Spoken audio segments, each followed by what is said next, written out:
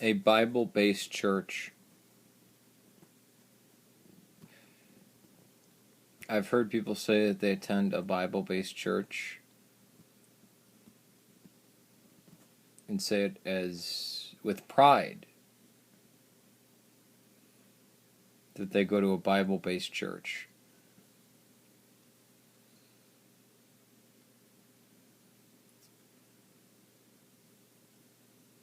That's the state that American Christianity is in. That people can say that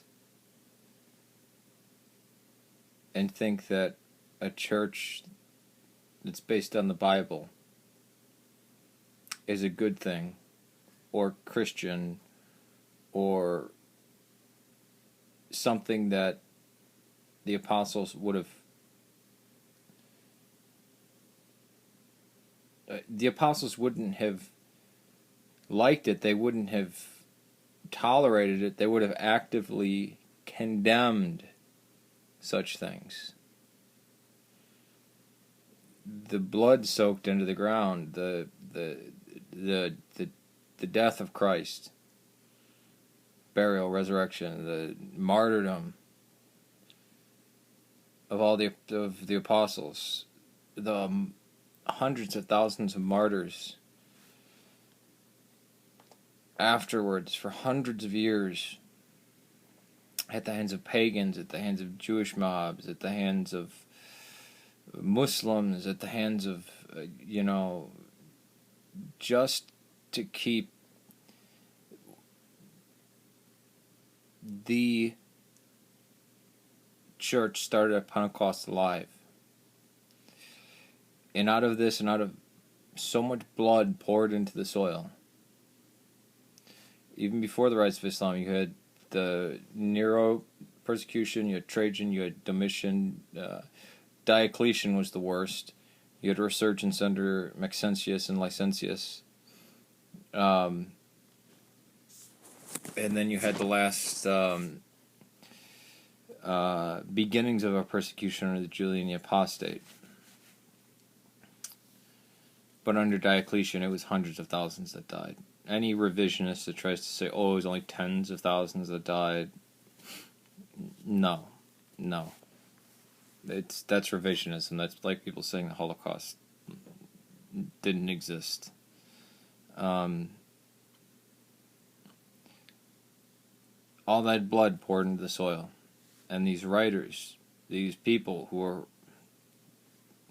trying to give hope to their community. Ignatius of Antioch, who was martyred in 105 or 115, I forget, but who was actually ransomed out of a brutal execution, being thrown to the beasts. Trained lions and bears that were trained to actually attack and kill humans. Vicious, made to be vicious. And he said, no, you don't give it to this pagan empire that worships Mars and Jupiter. You give it to the poor. And he wrote letters all the way as they took him across the Mediterranean.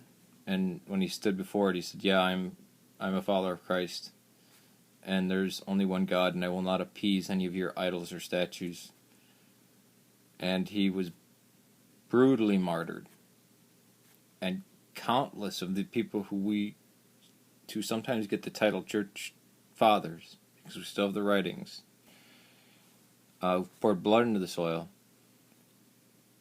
argued vehemently for the four canonical Gospels and against things like Marcionism that said, you know what, there was no virgin birth. Jesus actually wasn't born. There was no Jesus. It's just the Christ descended from heaven, had no physical form, so could not have died on the cross, or that the gospel was not Catholic, as Paul says. Paul calls, in Romans when he says, in Christ there's neither man nor woman, rich nor poor, he goes through it all, Gentile nor Greek, barbarian or civilized, freed nor slave, that the gospel message is universal.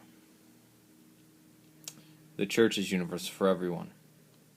Not only that, but also that they didn't have secret teachings like the Gnostics.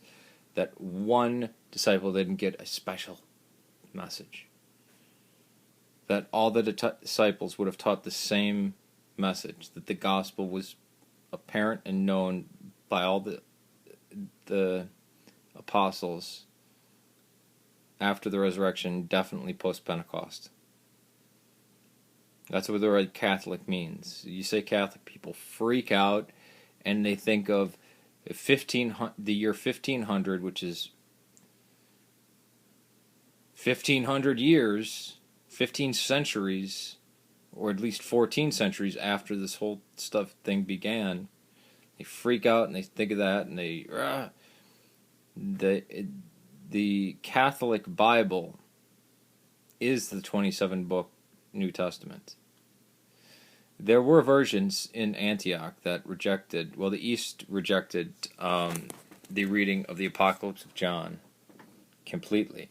And I can answer why in another video. And 2 Peter, 2nd and 3rd John, and Jude were suspect. They were always suspect. They were always put in the suspect category. Not harmful, but just suspect. We don't know who wrote those exactly. It doesn't, although I believe that the writer of 1st John is the writer of 2nd and 3rd John.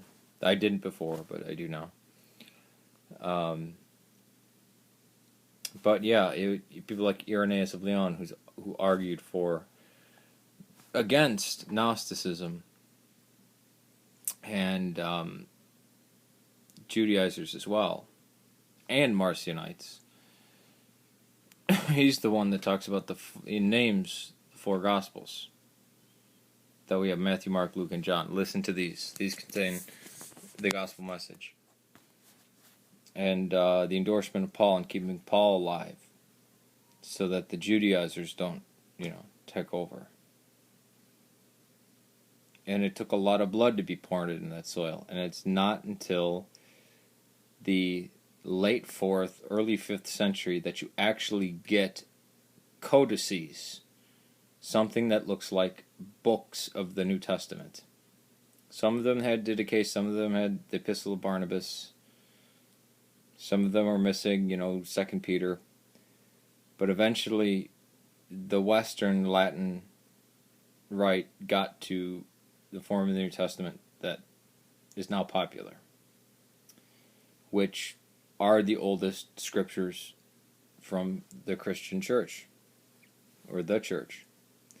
In the East, there's some variants, depending on which sea, whether it's Ethiopia, whether it's Syriac and Antioch, minor, but all believe in the Trinity, all believe in the hypostatic union, all believe in the message of Paul, and that the messages of Paul and James do not conflict. Yet, you get people who say a Bible-based church.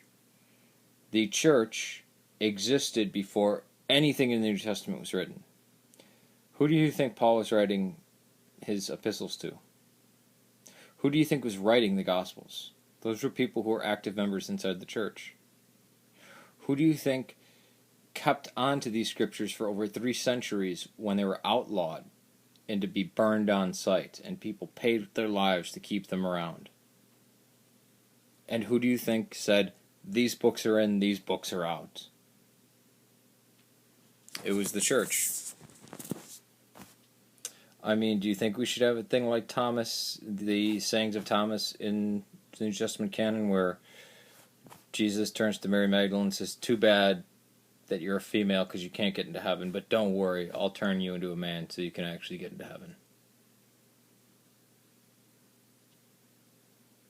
Would you want some of the ascetic teachings that from some of these other works that actually banned sex completely, even between married couples?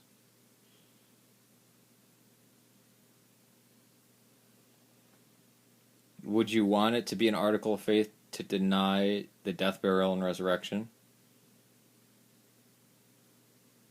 I mean, it's ridiculous. And of course, we're commanded to obey the traditions, right? It's all throughout Paul. Obey the traditions of the apostles. Do not be lawless. Do not be slack in this. And yet we have contemporary worship where there's a jam band and a motivational preacher.